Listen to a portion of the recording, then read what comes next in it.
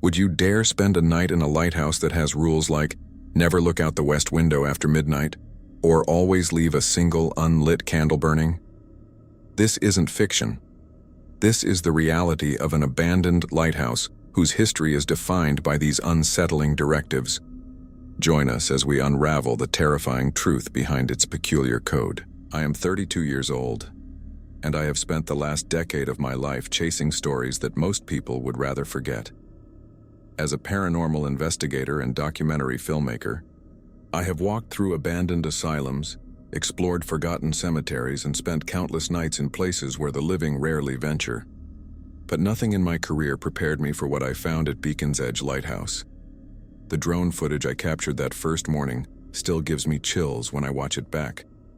The lighthouse stood like a skeletal finger pointing accusingly at the sky, perched on a jagged outcrop of black rock that jutted into the Atlantic Ocean. The paint had long since peeled away from its cylindrical tower, leaving behind patches of rust and exposed metal that looked like wounds on pale skin. The keeper's house attached to the base was in even worse condition. Windows were boarded up with rotting planks, the roof sagged dangerously in the middle, and the whole structure seemed to lean slightly toward the churning sea below, as if contemplating a final surrender to the waves. What struck me most in that aerial footage was the isolation. Beacon's Edge itself was a dying town, population barely 300, clinging to the main coastline like a barnacle to a sinking ship. But the lighthouse sat nearly 2 miles beyond, the town limits accessible only by a crumbling coastal road that disappeared beneath the high tide twice a day. In the gray morning light, with fog rolling in from the ocean, the place looked like it existed in another time entirely. Another world. I had come to Beacon's Edge following a lead from my colleague Robert Chen. No, wait, I need to correct myself. Robert was his first name. Robert Hayes. He had been researching New England lighthouses for a book he was writing about maritime mysteries when he stumbled across a reference to Beacon's Edge in the obscure Historical Society archive. What caught his attention was not the lighthouse itself, but a peculiar addendum in the station's final logbook entry from 1974. "There are rules," the entry read. "The rules must be followed. I can no longer follow them. May God forgive me." The lighthouse had been officially decommissioned in 1974 and automated with a simple electric beacon that required no human keeper. But according to Robert's research, the last keeper, a man named Samuel Garrett, had lived in the attached keeper's house for another 3 years after the decommissioning, refusing to leave despite multiple eviction notices from the Coast Guard. When they finally sent officials to forcibly remove him in 1977, they found the house empty. Samuel Garrett had vanished completely, leaving behind all his possessions, including a journal that was never made public. Robert managed to obtain photocopies of several pages from that journal through a contact at the Historical Society. He sent them to me 3 weeks ago with a simple message. "You need to see this place. Something happened there. Something that left rules behind." I studied those photocopied pages for hours.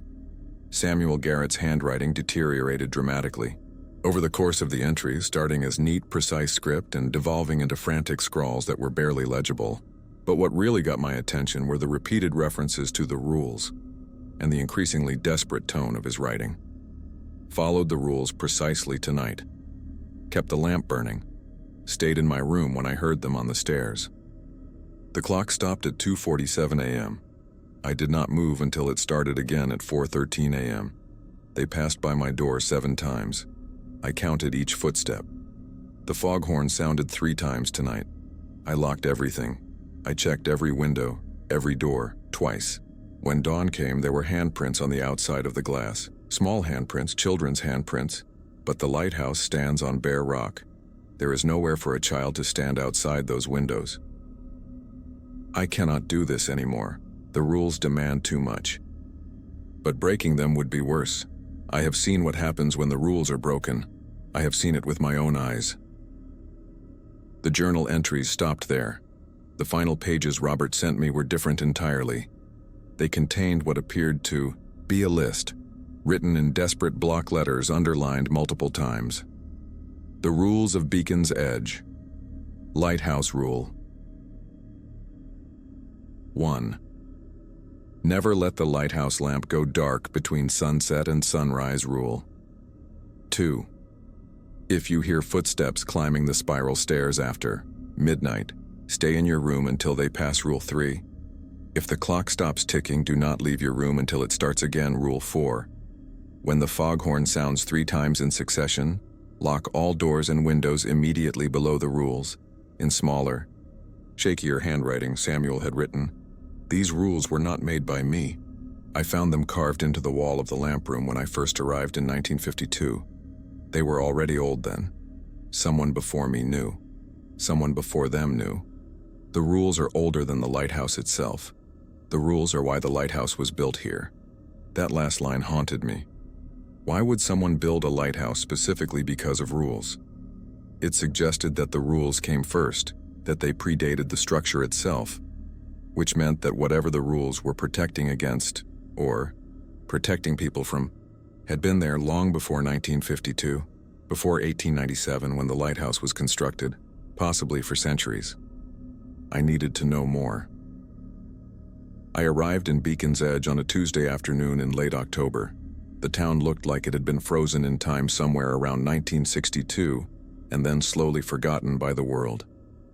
A single main street ran parallel to the coastline, lined with weathered buildings that housed a general store, a post office barely larger than a closet, a diner with a flickering neon sign that read Marge's, and a handful of other businesses that looked permanently closed despite the lack of for sale signs. The population I had read about online was listed as 287, but I saw maybe a dozen people during my first walk through town. They all stopped what they were doing to watch me pass, their eyes following me with an intensity that felt almost physical. No one smiled. No one waved. They just watched. I checked into the only accommodation available, a bed and breakfast called the Captain's Rest that was run by an elderly woman named Mrs. Patterson. She was thin and bent with age, her white hair pulled back in a severe bun, but her eyes were sharp and clear. When I told her I was a documentary filmmaker interested in the lighthouse, those eyes narrowed considerably. "Nobody goes out to the lighthouse anymore," she said, her voice carrying the distinctive accent of coastal Maine. "There's nothing out there but rot and ruin." "I'm interested in its history," I explained, "particularly the last lighthouse keeper, Samuel Garrett." "Did you know him?" Mrs. Patterson's hands, which had been filling out a guest registration card, stopped moving. She set down her pen very carefully and looked at me with an expression I could not quite read. "Why are you asking about Samuel?" "I'm researching unusual lighthouse disappearances along the New England coast. His case is particularly interesting because he chose to stay in the keeper's house years after the lighthouse was automated. Then he vanished without a trace." "Samuel Garrett didn't vanish," Mrs. Patterson said quietly. "He escaped." The word choice was odd. Escaped from what? She picked up her pen again and went back to the registration card, but I noticed her hand was shaking slightly. "You'll want room 4. It has the best view of the ocean. Breakfast is at 7. No guests allowed in the common areas after 10 p.m. It was clear the conversation was over, but I had learned long ago that in small towns, information flows through specific channels. You just have to find the right person to talk to. In my experience, that person was usually found at the local diner. Marge's diner was exactly what I expected. Red vinyl booths, a long counter with spinning stools, checkered linoleum floor, and the smell of coffee that had been sitting on the burner too long. I slid into a booth near the window and ordered coffee and a slice of apple pie from a waitress who looked to be in her 50s, with tired eyes and a name tag that read, Janet. "You're the filmmaker," she said. It was not a question. "Word travels fast," I said with a smile. "In Beacon's Edge, everything travels fast. We don't get many visitors, especially not this time of year." She poured my coffee and set down the pie. "Mrs. Patterson called ahead, said you were asking about Samuel Garrett." I decided to be direct. "Did you know him?" Janet glanced toward the kitchen, then slid into the booth across from me. "I was a kid when he disappeared, maybe 11 or 12 years old, but everyone in town knew Samuel. He was Different after he took the keeper's job. Different how? Scared, she said simply. Samuel was a big man, barrel-chested, used to work on fishing boats before he became the lighthouse keeper. Tough as nails. But after a few years at that lighthouse, he looked like a man being hunted. He would come into town maybe once a month for supplies, and every time he looked worse. Thinner, more jumpy. Dark circles under his eyes like he never slept. Did he ever talk about what was bothering him? Janet shook her head. Not directly. But one time I remember my father asked him how he was doing, and Samuel just looked at him and said, "The rules keep you safe, but they also keep you prisoner." My father laughed it off. But Samuel was dead serious. "The rules," I repeated. Did he ever explain what he meant? Not that I heard. But there were rumors around town, old rumors that went back further than Samuel, further than anyone could really remember. Rumors about why the lighthouse was built where it was, about what happened before it was there. I leaned forward. What kind of rumors? Janet was quiet for a long moment, her fingers drumming on the table. Finally, she said, "You ever wonder why a lighthouse would be built on a spot that's cut off from land twice a day? That's not practical. There are a dozen better locations along this stretch of coast. Higher points, more accessible spots, but they built it right there, on that particular outcrop of rock. My grandmother used to say it was because something needed to be watched. Something needed to be kept lit. Something in the water? Something older than the water," Janet said cryptically. She glanced around the empty diner again, then leaned in closer. "Look, I don't know what you're planning, but if you're thinking about going out to that lighthouse, about spending time there, you should know that people who stay there don't come back the same. If they come back at all." Samuel Garrett wasn't the first keeper to disappear. Depends on what you mean by disappear. The official records will tell you that Samuel was the only keeper who vanished. But there were others before him who left suddenly, who quit without explanation. And before the lighthouse was built, before there was any structure there at all, there were wrecks. Lots of wrecks. Ships that should have had no trouble navigating that stretch of water, running aground on those rocks like they were drawn there. I pulled out my notebook. How many wrecks? According to the Historical Society, at least 15 documented wrecks between 1823 and 1897. That's when they finally built the lighthouse. And you know what's strange? After the lighthouse was built, the wrecks stopped. Completely. Not a single ship ran aground on those rocks after 1897. That's what a lighthouse is supposed to do, I pointed out. Warn ships away from dangerous rocks. Sure, Janet agreed. But there were no wrecks for the next 77 years, not one. Not even during storms that destroyed half the fishing fleet. Ships that lost their navigation, that had their equipment fail, that were pushed off course by terrible winds. They all missed those rocks. Every single one. It was like the lighthouse was doing more than just providing light. It was doing something else. Until 1974, I said, remembering my research. Janet nodded grimly. Until 1974. The year they turned off the oil lamp and replaced it with an automated electric beacon. That's when things started again. What things? Strange things. The foghorn would sound on clear nights. People would report seeing lights moving in the lighthouse windows, even though no one was supposed to be there. Fishermen started avoiding that stretch of water, said their instruments would go haywire when they got too close, and then Samuel vanished. But no more wrecks, I said. No, Janet admitted, no more wrecks. But also no more keepers. No one has lived in that lighthouse for almost 50 years. The automated beacon runs on solar power now, barely puts out any real light, and every few years someone gets the bright idea to explore the place, to spend a night there to see if the stories are true. And what happens to them? Janet stood up from the booth, suddenly looking like she regretted saying so much. They leave, usually by morning, sometimes sooner, and they don't talk about what they saw, not in detail. But you can see it in their eyes. That same look Samuel had, that hunted look. She walked away without another word, disappearing into the kitchen. I sat in that booth for another hour, drinking bad coffee and writing down everything she had told me, trying to piece together the puzzle. An abandoned lighthouse with rules that predated its construction. A history of wrecks that stopped when the lighthouse was built and started again, in a different form, when the traditional lamp was replaced with automation. a keeper who lived there for years after decommissioning, following rules carved into the wall until he finally vanished, and a town that remembered, that whispered about things older than the water itself. I needed to see the historical records.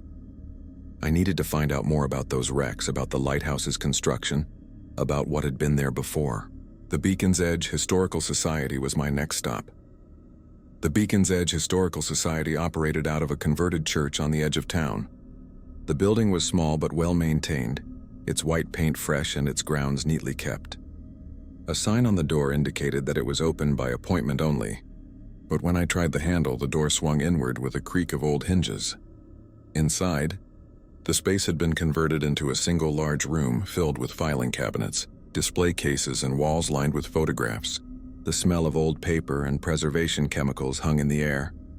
A man sat at a desk near the back, so absorbed in whatever he was reading that he did not notice me enter until I was halfway across the room. He looked up with a start, his hand going to his chest. He was perhaps 60 years old, with thinning gray hair and wire-rimmed glasses that magnified his eyes. "Good Lord, you startled me," he said. "I didn't hear you come in." "Sorry," I said. The door was unlocked. "Are you the curator?" "I am, Michael Thorne, and you must be the filmmaker everyone's talking about." He stood and extended his hand. I shook it, noting the firmness of his grip despite his age. "Word really does travel fast in this town," I said. "When you live in a place this small, strangers are the most interesting thing that happens all month." Michael gestured to a chair near his desk. "Please sit. I assume you're here about the lighthouse?" I sat down and pulled out my notebook. "I'm researching its history, particularly focusing on the period around 1974 and the disappearance of Samuel Garrett. But I'm also interested in the earlier history, the wrecks that happened before the lighthouse was built and the construction of the lighthouse itself." Michael nodded slowly. "You're thorough.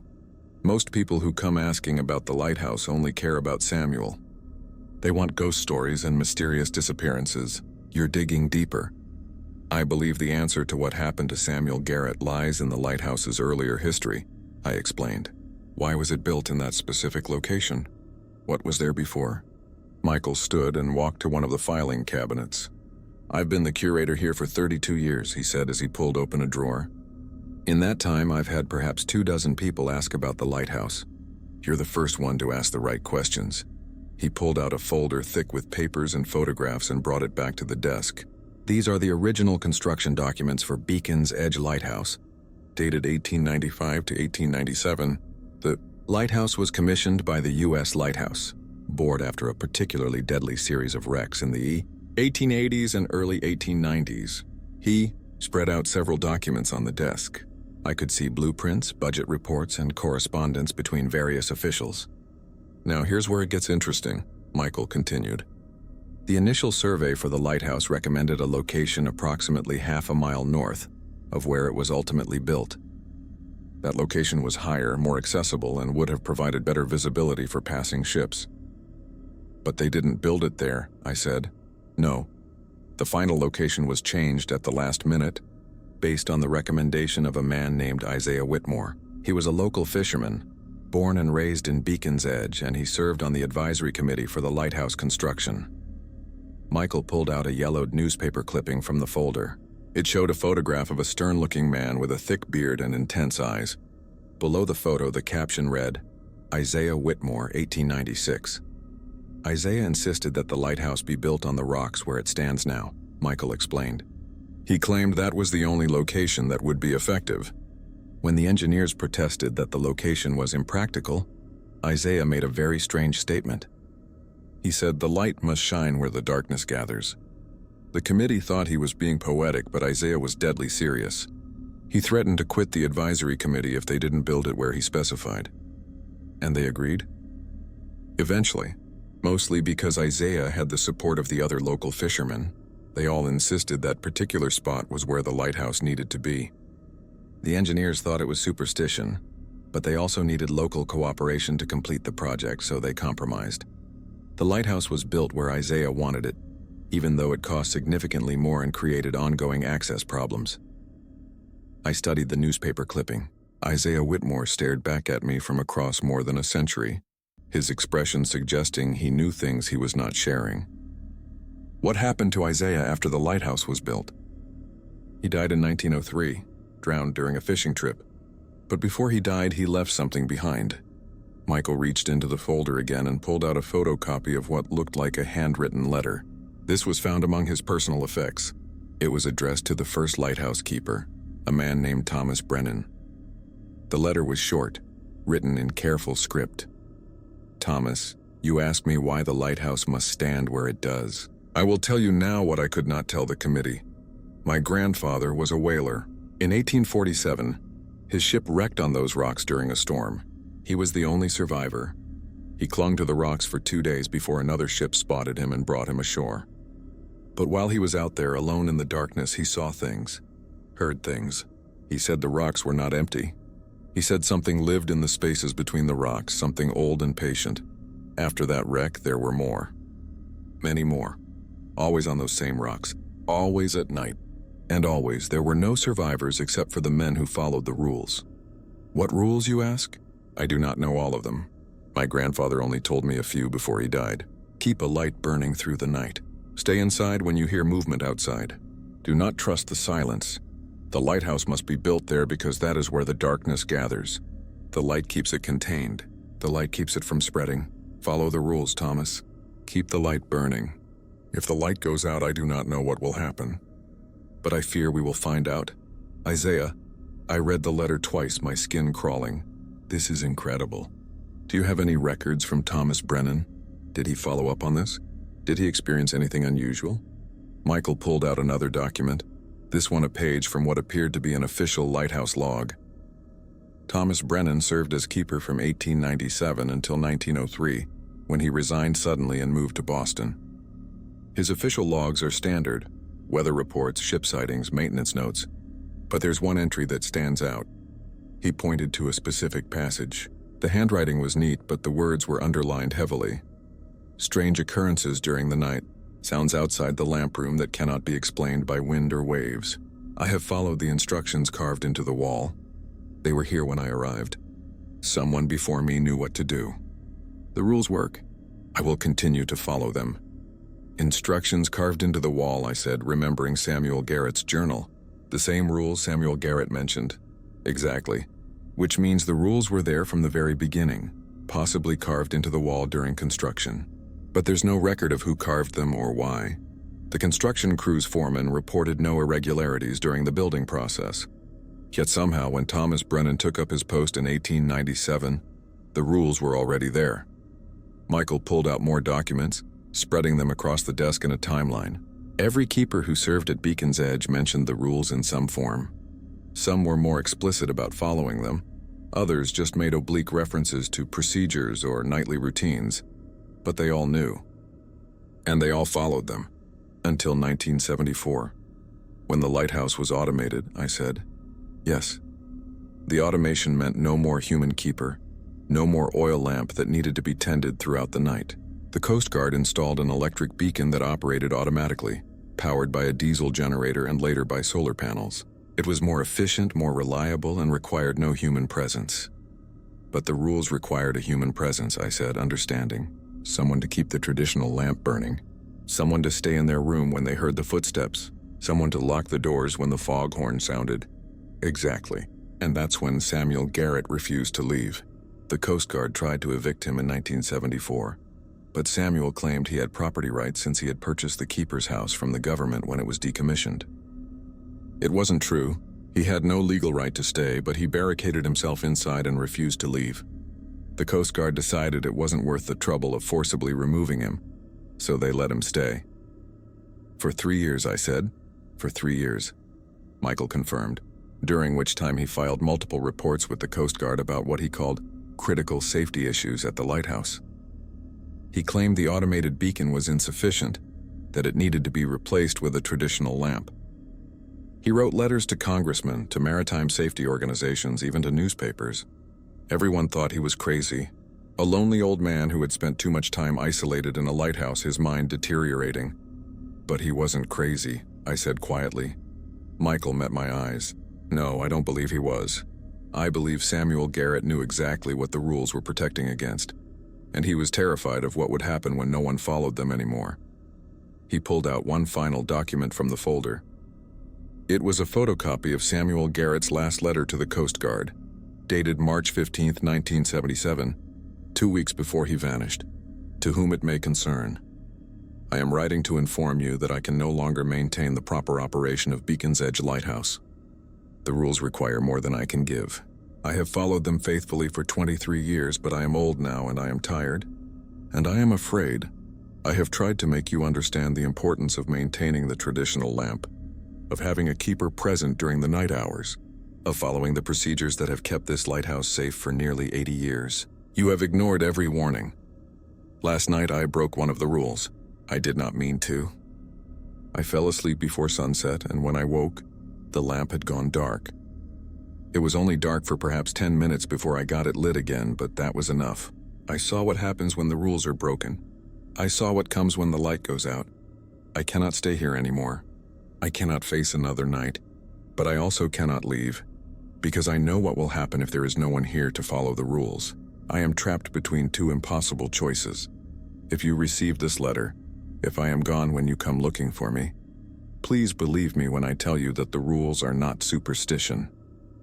They are not the ravings of a lonely madman.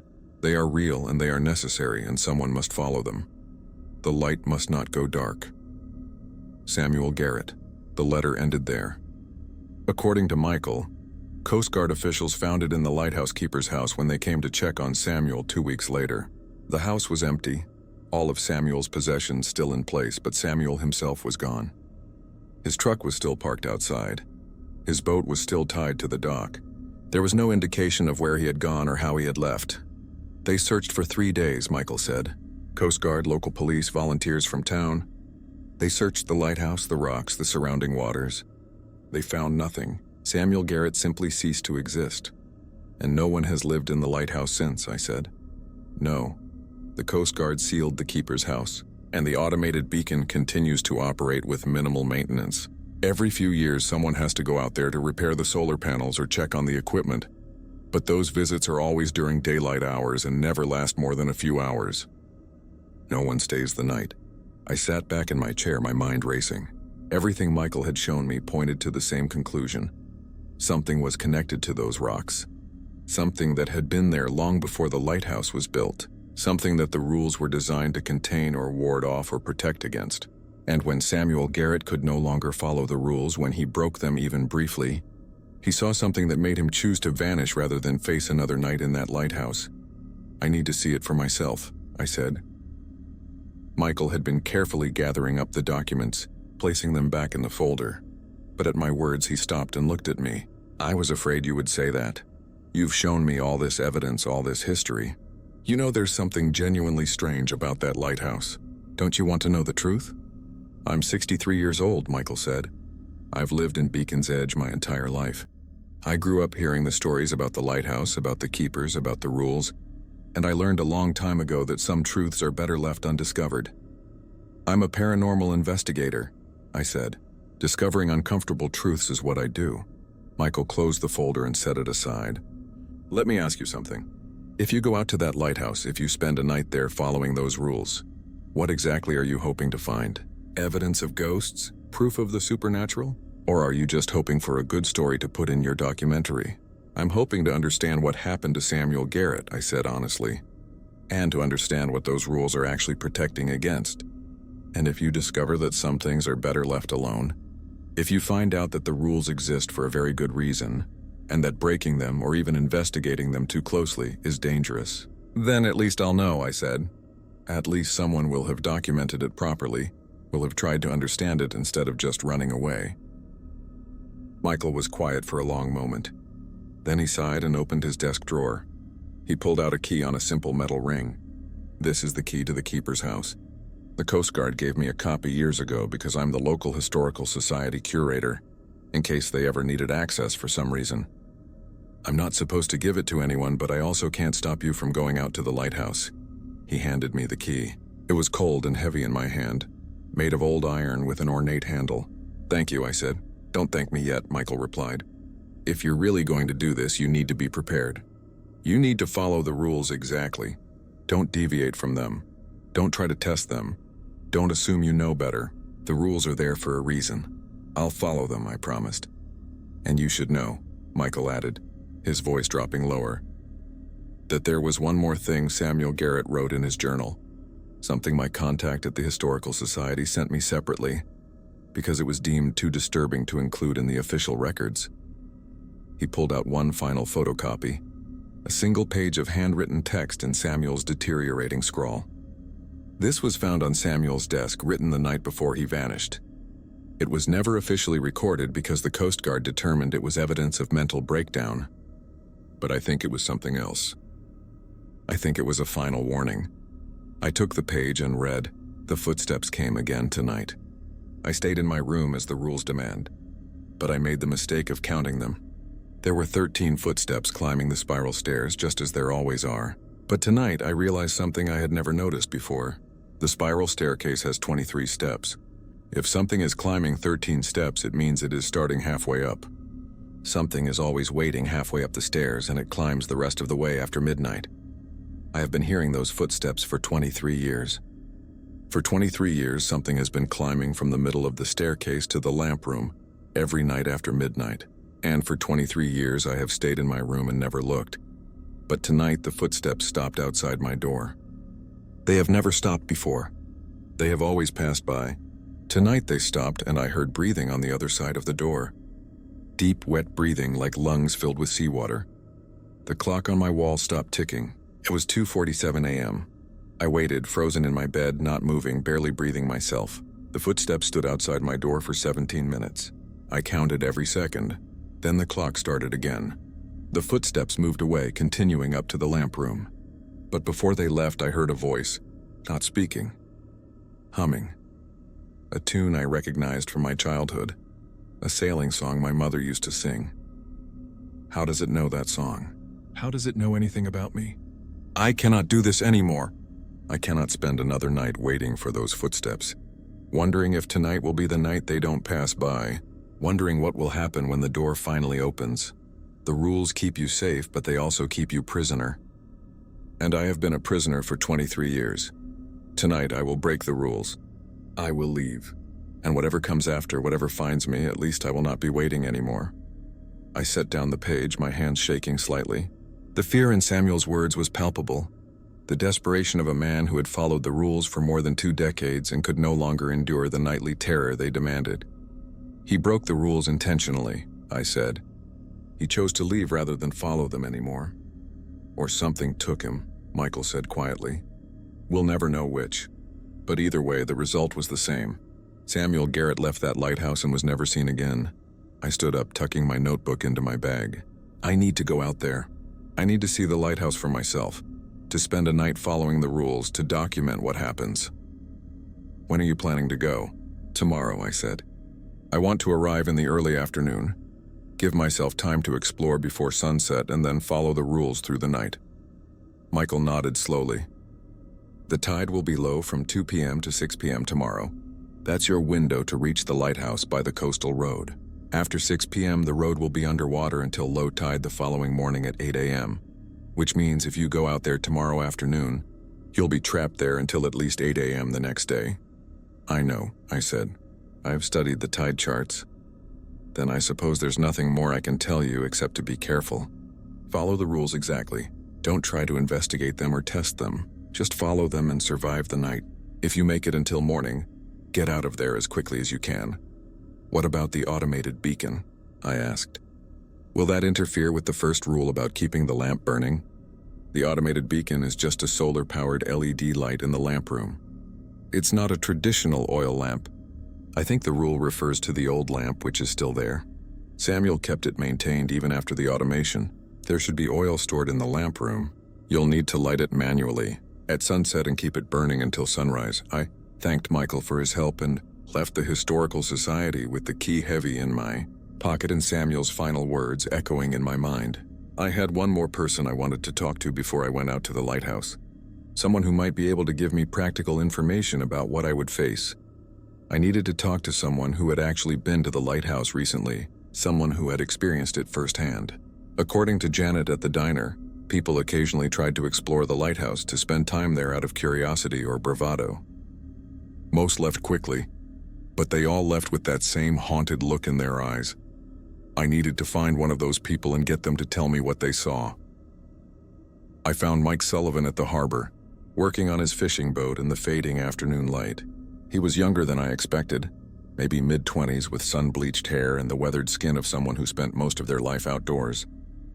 When I approached and introduced myself, he immediately tensed.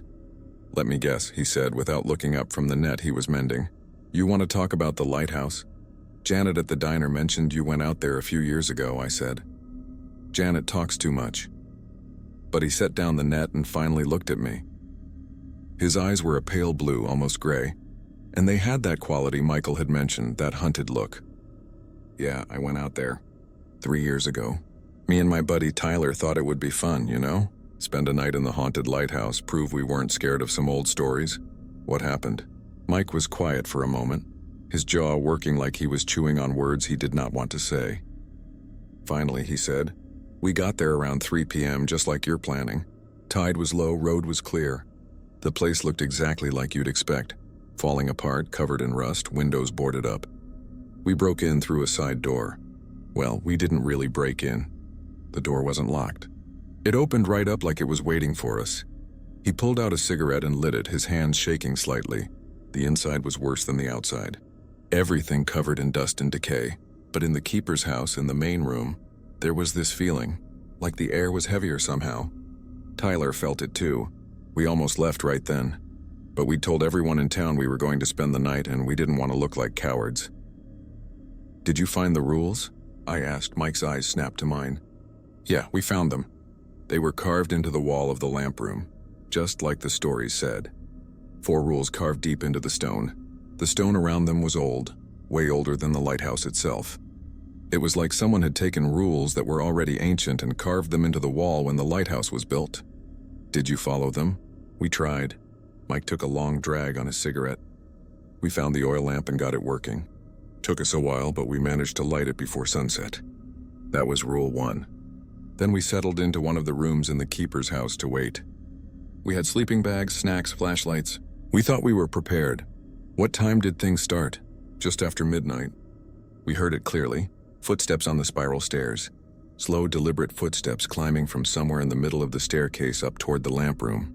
We were in the keeper's quarters on the 2nd floor, and our door was closed like the rules said. We sat there in the dark, listening to those footsteps get closer." Mike's hand trembled as he raised the cigarette to his lips again. The footsteps stopped right outside our door, just like Samuel Garrett wrote about. They stopped and we heard breathing. This wet, rattling breathing like lungs full of water. Tyler was across the room from me, and I could see his face in the light coming under the door. He was white as a sheet, eyes wide, not moving. How long did it stand there? I don't know. Could have been 5 minutes, could have been an hour. Time felt wrong in that lighthouse. But eventually the footsteps moved on, continuing up to the lamp room. We heard them climb the rest of the stairs, heard the door to the lamp room open and close, then silence. "That's it?" I asked. "Nothing else happened?" Mike laughed, but there was no humor in it. "Oh, something else happened. Around 2 a.m. the clock in our room stopped ticking. We hadn't even noticed there was a clock until it stopped. It was mounted on the wall, an old wind-up clock that must have been there since Samuel's time. The second it stopped, everything changed. Changed how? The silence got deeper, thicker, like the whole lighthouse was holding its breath. And then we heard them, footsteps again, but different this time. These were coming from below us, from the 1st floor. Multiple footsteps walking through the rooms down there, opening doors, moving furniture around. We could hear chairs scraping across the floor, hear doors slamming, hear what sounded like voices whispering just below the threshold of understanding. Mike dropped his cigarette and ground it under his boot. The rules said not to leave our room until the clock started again. But Tyler, he couldn't take it anymore. He stood up, said he was getting out of there, rules or no rules. I tried to stop him, but he went for the door. What happened when he opened it? "Nothing," Mike said. At first. The hallway was empty. Dark. He stepped out into the hall, looked around, and then he looked back at me with this expression like he couldn't believe he'd been so scared. He said, "See? It's nothing. Just old house sounds." And then he turned to walk toward the stairs. Mike's voice dropped to barely a whisper. The thing was standing at the end of the hallway. I don't know how to describe it. It wasn't solid, but it wasn't transparent either. It was like a shape made of shadow and fog and something darker than both. And it was tall. Way too tall to be human, its head almost touching the ceiling. Tyler saw it the same moment I did. He froze. What did it do? It moved toward him. Not walking, just moving, gliding across the floor without any footsteps. Tyler tried to back up, tried to get back to the room, but he couldn't move fast enough. The thing reached out with what I guess were arms, and it touched him. Mike's eyes were distant now, seeing something from 3 years ago that still haunted him. Tyler screamed. Not a normal scream. Something deeper, like his voice was coming from somewhere far away. He fell to his knees and the thing leaned down over him. I could see Tyler's breath coming out in clouds of frost, could see ice forming on his hair, on his clothes. And then I heard it. The thing was humming. That same sailing song Samuel Garrett mentioned in his journal. The one his mother used to sing. What did you do? I did the only thing I could think of. I grabbed Tyler by his shirt and dragged him back into the room. The second we crossed the threshold, the thing stopped moving. It stood there in the hallway just outside the door, but it didn't come in. It couldn't come in. The room was protected somehow as long as we stayed inside. How long did it stay there? Until the clock started ticking again. The moment that second hand moved, the thing vanished, just gone like it had never been there, and the noises downstairs stopped and everything went back to that heavy silence. Mike met my eyes again. We didn't wait until morning. The moment that clock started, we grabbed our stuff and ran. We ran down those stairs through the keeper's house out into the night. We didn't care about the rules anymore. We just wanted out. We had to wait on the rocks until dawn when the tide went down enough to cross the road, but we waited outside. We never went back in. What happened to Tyler? He's in Boston now. Left Beacon's Edge a month after that night and never came back. He doesn't answer my calls anymore. I think that thing, when it touched him, it did something to him. Changed something. He was never the same after. I processed this information, my mind working through the implications, but you both survived. You broke the rules, but you made it out. Barely, Mike said, and only because I got Tyler back into the room before it was too late. If he'd been out in that hallway for another minute, if I hadn't pulled him back, I don't think he would have made it out at all. The rules exist for a reason. They're not suggestions. They're the only thing keeping whatever is in that lighthouse contained. Contained, I repeated. That's an interesting word choice. What else would you call it? That thing, whatever it is, it's bound by the rules somehow. It can only move when certain conditions are met. The footsteps can only walk when it's after midnight. The thing in the hallway can only appear when the clock stops. The rules don't just protect you from it, they control it somehow. They limit what it can do. This was a perspective I had not considered.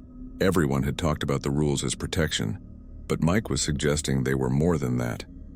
They were a form of containment, a way of restricting whatever haunted the lighthouse to specific times and specific actions. One more question, I said. The foghorn. Did you hear it sound 3 times? Mike's face went even paler. Yeah, around 4 a.m. right before dawn. We heard the foghorn sound 3 times in a row. We'd already broken the rules by then.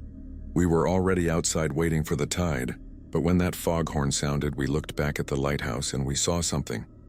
What did you see? Lights, not the lighthouse lamp, but other lights. Moving through every window, every opening, like there were dozens of things inside the lighthouse searching through the rooms. And we heard sounds carrying across the water. Voices, crying, screaming, laughing, all mixed together. It lasted maybe 10 minutes and then everything went dark again. Everything went silent. Mike stepped closer to me, his voice urgent. Listen to me. If you're really going out to that lighthouse, if you're really planning to spend the night, you need to understand something. The rules are everything.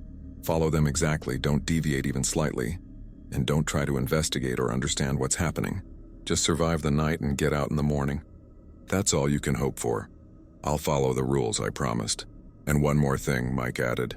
When you hear those footsteps, when you're sitting in the dark waiting for them to pass, don't try to see what's making them. Don't open the door, don't look through the keyhole, don't try to get clever. Some things are worse when you see them clearly. Sometimes not knowing is the only mercy you get. I thanked Mike for his time and left him at the harbor as the sun set over the water. I had one more night in Beacon's Edge before I made the trip to the lighthouse. One more night to prepare myself mentally for what I would face. That night, lying in my bed at the captain's rest, I went over everything I had learned. The historical records, the journal entries, the rules themselves, and Mike's first-hand account. Everything pointed to the same conclusion. Beacon's Edge Lighthouse was genuinely haunted, genuinely dangerous, and the rules were the only thing standing between visitors and whatever existed there. But I still had questions. What was the thing that haunted the lighthouse? Why was it there specifically? What did the rules actually do, and who had created them? And most importantly, what had happened to Samuel Garrett when he finally broke the rules and left? I would not get those answers lying in a comfortable bed. I would only get them by going to the lighthouse itself, by following the rules, and by documenting whatever happened during the night. Tomorrow afternoon, I would cross that coastal road at low tide. I would enter the lighthouse. I would light the lamp, and I would face whatever waited in the darkness. I just hoped I would be coming back. I woke early the next morning, packed my equipment carefully, and went over my checklist 3 times. Camera equipment, backup batteries, flashlights, matches, my notebook, water, and food. I dressed in layers, knowing the lighthouse would be cold and damp. I charged every electronic device I had and transferred all my research notes to a waterproof bag. At the diner, I ate a large breakfast, while Janet watched me with worried eyes. She did not say anything, but she packed me a lunch to take along and squeezed my hand when she handed it to me. "Be smart," she said quietly, "and if things feel wrong, if your instincts tell you to leave, don't ignore them." I drove out toward the lighthouse around 1 p.m., giving myself plenty of time before low tide. The coastal road was already beginning to emerge from the water as the tide receded. I parked my car on the mainland side and walked out to where the road began its path across the exposed rocks. In the daylight, the lighthouse looked less menacing than it had in my drone footage, but no less isolated. It stood against the gray sky like a memorial to something forgotten, its paint peeling, its windows like empty eyes staring out at the endless ocean. The walk across the coastal road took 20 minutes. The rocks were slippery with seaweed and sharp with barnacles. Pools of water trapped by the receding tide reflected the clouded sky. I could smell salt and decay, could hear the constant roar of waves against the rocks. Up close, the lighthouse was even more deteriorated than I had expected. The keeper's house attached to the base showed signs of serious structural damage. The roof sagged dangerously, several windows were completely gone, and the whole building tilted slightly toward the sea. But the lighthouse tower itself seemed more solid, its thick stone walls still standing firm despite decades of abandonment. I used Michael's key on the front door of the keeper's house. The lock resisted at first, rusty and stiff, but eventually it turned with a grinding sound. The door swung inward with a prolonged creak that echoed through the empty interior. The smell hit me first: mold, rot, salt water, and something else underneath it all. Something that smelled like old meat left too long in the sun. I covered my nose with my sleeve and stepped inside. The interior of the keeper's house was a disaster. Furniture lay overturned, papers scattered across the floor, decades of neglect evident in every corner. But underneath the decay, I could see remnants of Samuel Garrett's life. A coat still hung on a peg by the door. Books lined a shelf in what had once been a living room. A calendar on the wall was frozen at March 1977. I moved through the rooms carefully, documenting everything with my camera. The kitchen, the living area, a small bathroom with a rusted sink. Everything was covered in dust and water damage. Everything abandoned in a hurry or left to rot over the decades. Then I found the keeper's quarters on the second floor. This was where Mike and Tyler had stayed, where they had heard the footsteps and seen the thing in the hallway. The room was small and sparse. A single bed with a rotting mattress, a small desk, a chair, and on the wall, the clock Mike had mentioned. It was an old wind-up clock with a brass face and Roman numerals. The glass covering the face was cracked, and the minute and hour hands were frozen at 2:47 a.m., the same time Samuel Garrett had mentioned in his journal. The time the clock had stopped for him. I reached out to touch it, and as my fingers made contact with the brass casing, the second hand suddenly lurched forward. Tick, tick, tick, the clock was working. I jerked my hand back, my heart pounding. The clock had been stopped for decades, its mechanism surely rusted and broken. Yet the moment I touched it, it started working. I watched it for a full minute, seeing the second hand make its circuit around the face, hearing each tick echo in the empty room. This was not natural. This was not mechanical failure and coincidental repair. Something about this lighthouse was active, was alive in some way, responding to my presence. I forced myself to breathe slowly, to calm down. I was here to document, to investigate, to understand. I could not let myself panic at the first strange occurrence. I took photos of the clock, noted the time in my journal, and continued my exploration. The spiral staircase that led to the lamp room was made of cast iron, narrow and steep. I counted the steps as I climbed. 23, just as Samuel had written. Halfway up at step 12, I stopped and looked around. This was where the footsteps started, where something waited in the middle of the staircase before beginning its climb after midnight. There was nothing visible, nothing unusual about this particular step. But standing there, I felt a coldness that had nothing to do with the ocean wind. I felt watched. I continued climbing until I reached the lamp room at the top of the tower. The room was circular, perhaps 15 feet in diameter, with windows on all sides offering a panoramic view of the ocean and the distant coastline of Beacon's Edge. In the center of the room stood two light sources. The old oil lamp that had once been the lighthouse's primary beacon, and next to it, the modern solar-powered LED light that now served that function. But it was the wall that drew my attention. On the northern section of the curved stone wall, carved deep into the rock, were the rules. The letters were carved with incredible precision, each one perfectly formed, cut deep enough into the stone that they would last centuries. But Mike was right. The stone around the rules looked different from the rest of the wall. It was darker, smoother, worn by more time and weather than the lighthouse itself. These rules had been carved into an existing piece of stone, something ancient. And then that stone had been built into the lighthouse wall during construction. Someone had known these rules before the lighthouse was built. Someone had preserved them, had ensured they would be part of the structure itself. I photographed the rules from multiple angles, then examined the rest of the lamp room. There were supplies here, oil for the lamp stored in metal cans, cleaning materials, tools for maintenance. Samuel had kept everything in working order even after the automation. I checked my watch, 47 p.m. Sunset was at 5:23 p.m. I had less than 2 hours before I needed to light the lamp and begin following the rules. I spent that time exploring the rest of the lighthouse, documenting everything, preparing myself mentally for the night ahead. I found the foghorn mechanism on an exterior platform below the lamp room, a large air horn controlled by an automated system that was supposed to sound during periods of fog. But according to the rules, the horn could also sound 3 times in succession, and when it did, I needed to lock all doors and windows immediately. I tested every door in the keeper's house, made sure they all latched properly. I checked every window, ensuring they could be secured. I set up my camera equipment in the keeper's quarters, positioning cameras to capture the hallway outside the room and the interior of the room itself.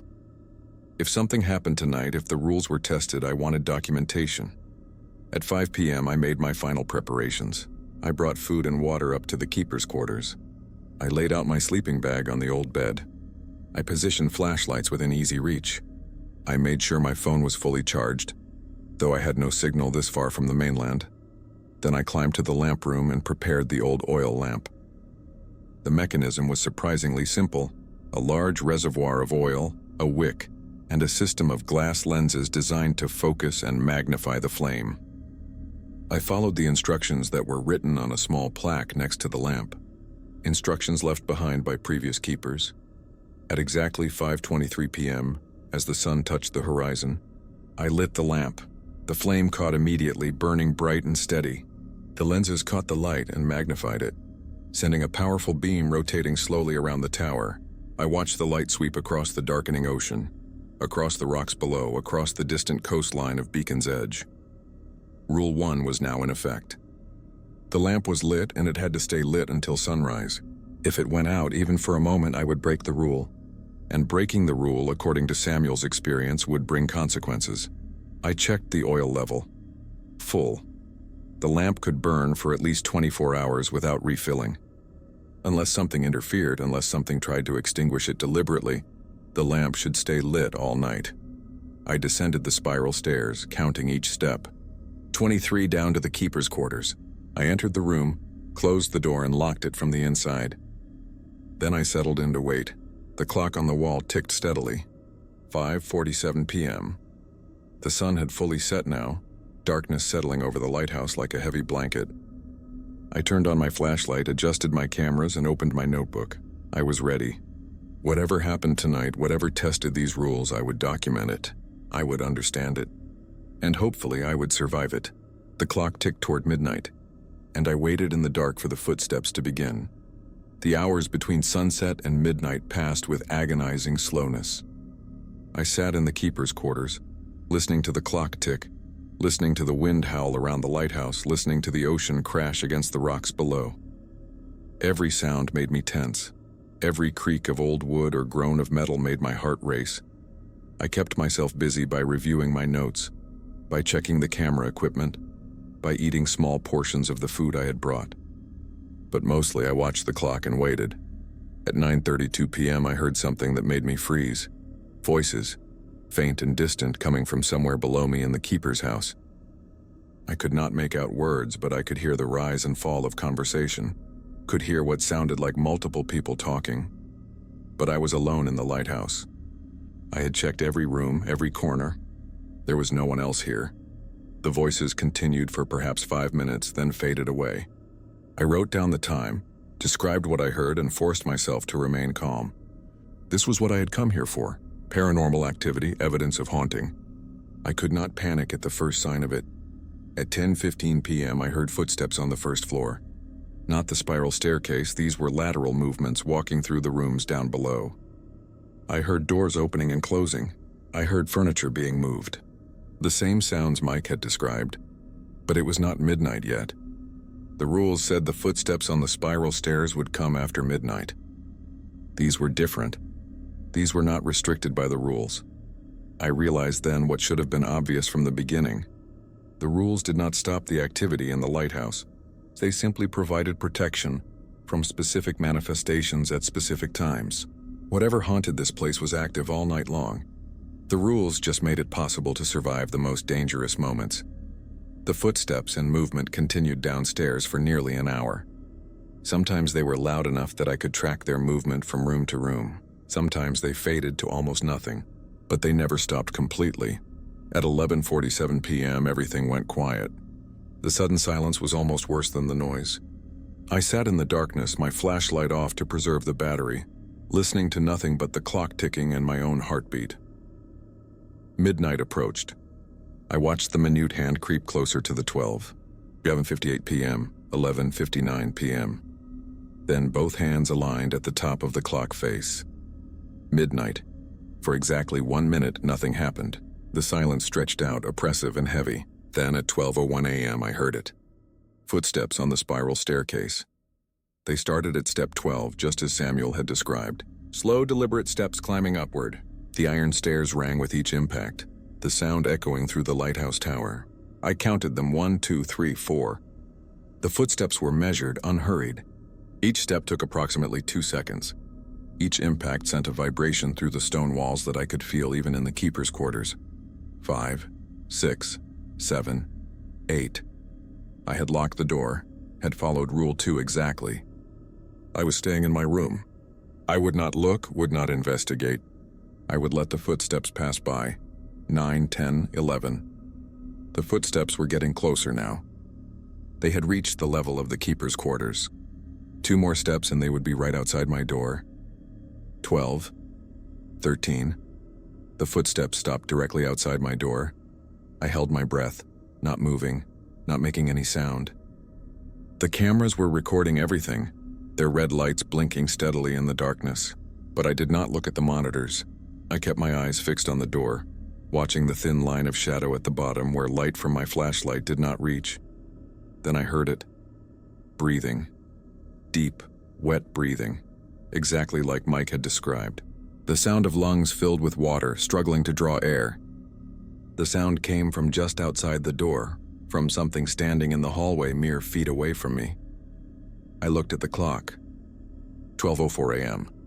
The second hand continued its steady circuit. Tick, tick, tick. The breathing continued. I could hear it clearly even over the clock, could hear the liquid rattle with each inhalation and exhalation. How long would it stand there? How long would it wait? I remembered Mike's warning about not trying to see what made the footsteps, but I also had cameras positioned to capture the hallway. Whatever was out there, it would be recorded. I would have evidence. The minutes crawled by. 12:05 a.m., 12:06 a.m. The breathing never stopped, never changed its rhythm. Whatever was out there did not seem to need rest, did not seem to be affected by the passage of time.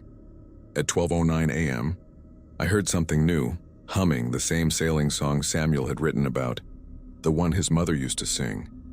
The melody was clear and precise, hauntingly beautiful even coming from whatever stood in that hallway. I recognized the tune vaguely from childhood, though I could not remember the words. The humming continued for several minutes, weaving through the breathing sounds like a counterpoint. Then at exactly 12:13 a.m., both sounds stopped. The footsteps resumed, continuing up the spiral staircase toward the lamp room. I counted the remaining steps. 14, 15, 16, 17, 18, 19, 20, 21, 22, 23. The footsteps reached the lamp room. I heard the door to the lamp room open with its distinctive creak. Then silence. I waited, every muscle tense, listening for what would happen next. Would the thing try to extinguish the lamp? Was that the purpose of its nightly climb? To break Rule 1, to plunge the lighthouse into darkness? Minutes passed. The lamp room door remained open. I could see the reflection of the rotating beacon's light against the walls of my room, could see it sweep past every few seconds. The lamp was still burning. Then the lamp room door closed with a bang that echoed through the entire lighthouse. And the footsteps descended. All 23 steps going back down. I counted every one. When they reached step 12, they stopped. Silence returned to the lighthouse. I let out a breath I had not realized I was holding. Rule 2 had worked. The footsteps had come, had stopped at my door, had eventually moved on. I had stayed in my room and survived. But the night was far from over. At 1:34 a.m., while I was updating my notes about the footsteps encounter, I became aware of voices again. But these were different from the earlier ones.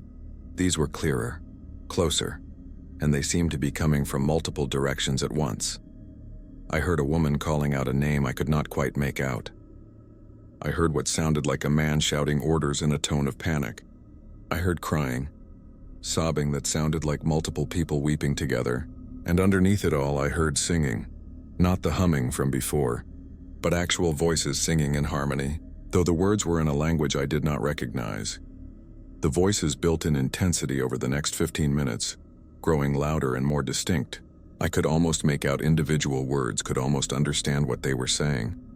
But every time I thought I caught the meaning, it slipped away like trying to remember a dream. At 1:49 a.m., all the voices stopped simultaneously. For exactly 60 seconds, there was perfect silence, no wind, no waves, no creaking wood, nothing. The silence was so complete it hurt my ears. Then, at 1:50 a.m., the clock stopped ticking. Rule 3. I looked at the clock face. The minute hand was frozen at the 10, the hour hand between 1 and 2. The second hand had stopped mid-sweep. And in that moment, the temperature in the room dropped dramatically. I could see my breath condensing in the beam of my flashlight. If the clock stops ticking, do not leave your room until it starts again. I pulled my sleeping bag tighter around myself and settled in to wait. I did not know how long this would last, but according to Mike's account, he and Tyler had heard the noises downstairs during this time.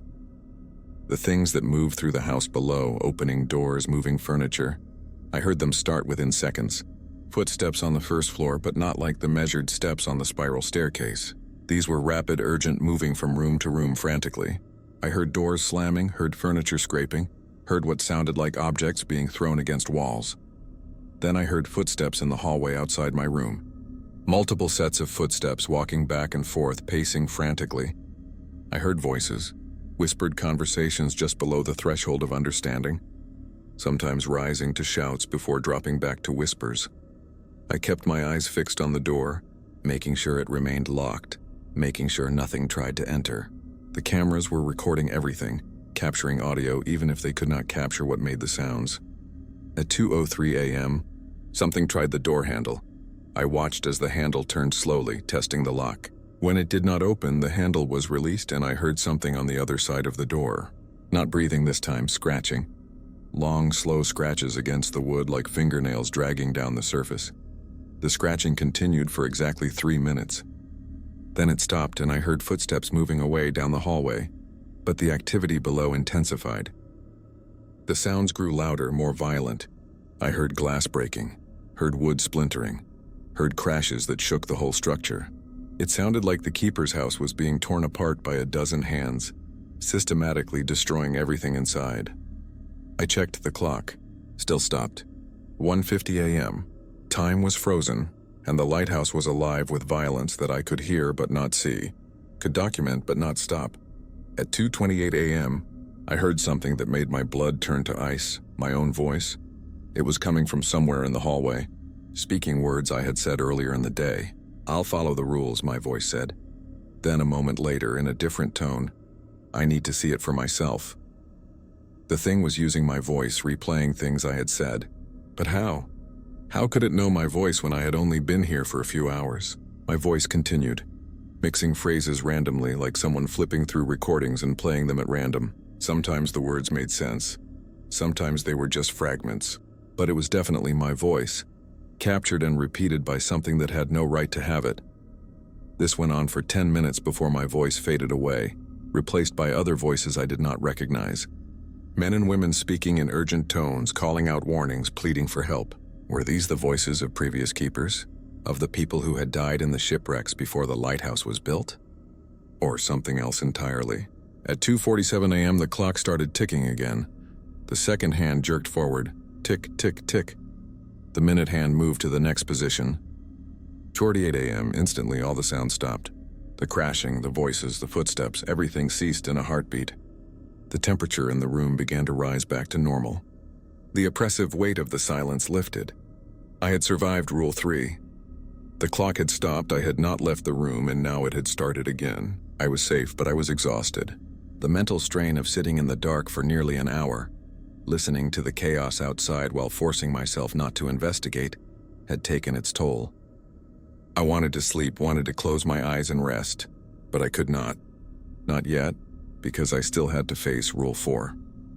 The hours between 2:48 a.m. and 4 a.m. were relatively quiet. I heard occasional noises, distant movements, far-off voices, but nothing that directly tested the rules. I used this time to review the camera footage, to take notes on what I had experienced, to try to make sense of it all. The footage was disturbing. During the time the clock had stopped, my cameras had captured something I had not been able to see from inside the locked room. The hallway outside my door had been filled with figures. Translucent, barely visible, but definitely there. They moved frantically back and forth, their movements jerky and unnatural, like old film played at the wrong speed. And they were wet. Even in the low light of the camera, I could see water dripping from their clothes, could see it pooling on the floor beneath them. They looked like people who had drowned, who had been pulled from the ocean and forced to walk again. The figure that had tried my door handle was clearer than the others.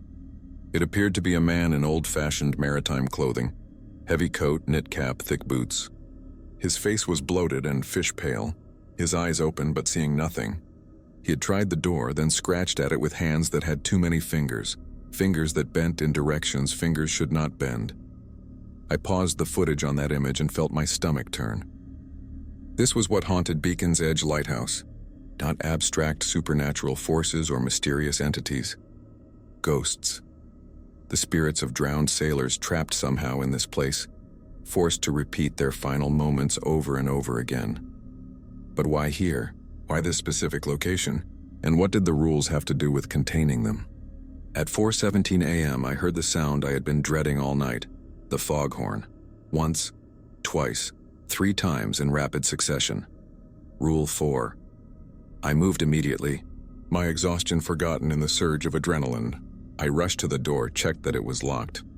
I moved to the window, secured the latch, made sure it was firmly closed. My hands shook as I worked, remembering Mike's description of the lights moving through the lighthouse, the chorus of voices carrying across the water. The moment I secured the last window, I heard them.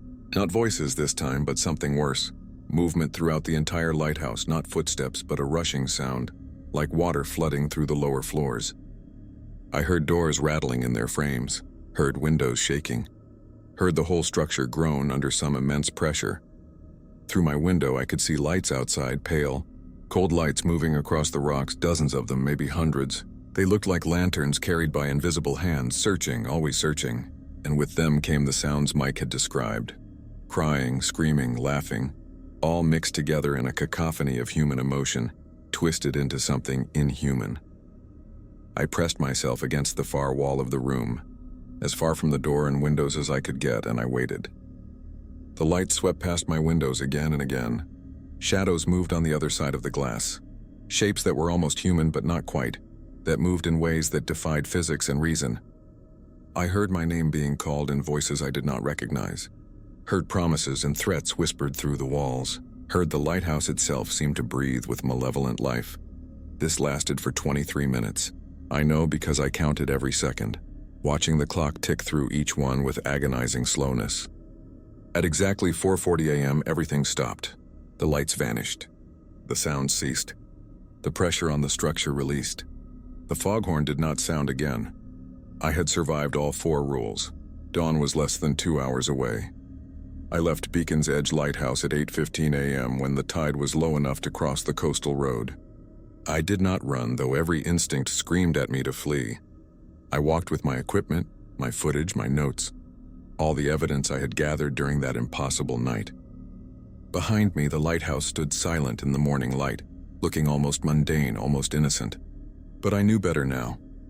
I understood what Isaiah Whitmore had meant when he said the light must shine where the darkness gathers. This place, these rocks, this specific point jutting into the Atlantic, it was a thin place, a location where the boundary between our world and something else wore dangerously thin. The shipwrecks that had plagued this spot for decades were not accidents of navigation or weather. They were drawn here, pulled by whatever existed in that boundary space, feeding on death and tragedy and the final moments of drowning sailors. The lighthouse was built not just to warn ships away, but to contain what was already there. The traditional oil lamp, tended by a human keeper through the darkest hours, created more than physical light. It created a barrier, a ward, a prison that kept the drowned trapped in their endless cycle, but prevented them from spreading. The rules were the operating instructions for that prison. The precise behaviors needed to maintain the containment. When the lamp was automated in 1974, when human presence and the traditional flame were removed, the containment began to fail. Not completely. The rules still worked, the barriers still held. But the thing in the thin place grew stronger, more aggressive. Samuel Garrett understood this. He stayed for 3 years maintaining the old lamp, following the rules, keeping the prison intact through sheer force of will. Until he couldn't anymore, until the weight of 23 years of nightly terror became too much, and he chose to walk away into whatever fate awaited him, rather than spend one more night listening to the drowned climb his stairs. I returned to the Historical Society and gave Michael Thorne my footage, my notes, everything I had documented.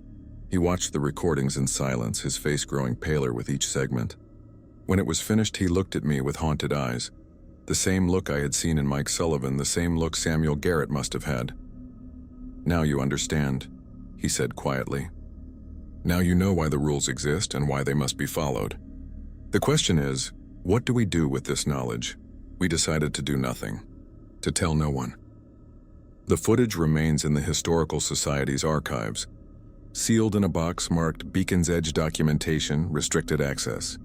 This written account will be filed with it, a testament to one night spent following rules carved in stone by someone who understood, long before any lighthouse stood there, that some places hold darkness that no amount of modern thinking can explain away. Beacon's Edge Lighthouse still stands on its lonely outcrop of rock. The automated beacon still rotates through the night, casting its weak LED light across the waves. But the lamp room holds an oil lamp that no one tends anymore, and carved into the stone are rules that no one follows. The tide still rises and falls twice daily, cutting off access to the lighthouse, isolating it from the world. And every night after midnight, footsteps climb 13 stairs from step 12 to step 23. Every night, a clock stops ticking at random intervals. And sometimes on nights when the fog is thick and heavy, a horn sounds 3 times in succession, and lights that should not exist move through empty rooms, searching for something they will never find. The rules were our mercy, the lighthouse keeper's gift to those who came after, a way to survive the night in a place where survival should be impossible. Samuel Garrett followed them faithfully for 23 years before the weight of that mercy became a burden he could no longer bear. I followed them for one night, and it was enough to understand why he chose to disappear rather than continue. Some places are not meant for human habitation. Some darkness cannot be illuminated, only contained, and some rules are written not in ink or spoken aloud, but carved in stone and sealed with the desperate hope that someone someday will be wise enough to follow them without question. The lighthouse stands. The rules remain, and the drowned continue their eternal vigil, waiting for the moment when the light finally fails and the barriers fall, when the thin place tears completely, and what has been contained for more than a century is finally set free. I pray that moment never comes, but I fear that someday it will, because lighthouses do not last forever, and neither do the rules that keep us safe from what lurks in the spaces between our world and the dark waters below. Note: if you are reading this and considering visiting Beacon's Edge Lighthouse, I beg you, do not go unless you are prepared to follow the rules exactly. Do not go out of curiosity or bravado or the desire to prove the stories wrong. The rules are not legend, they are survival, and if you break them even once, you will understand why Samuel Garrett chose to vanish rather than face another night in that place where the drowned walk and the darkness gathers, and the only thing standing between you and them is a list of rules carved in stone by someone who knew long ago what would happen if we ever forgot to follow them.